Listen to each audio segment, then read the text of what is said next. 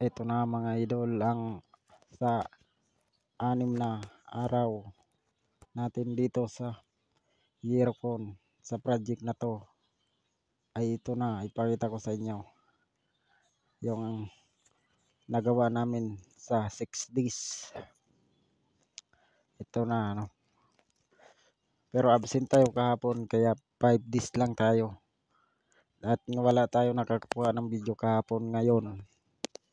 Ngayon tayo nakakuha. Ayan ganyan na. Halos matapos na mga idol, konti na lang. May mga reeds na rin. Ayan yung mga installer ng Yearcon. Ayan Yan. Ayan.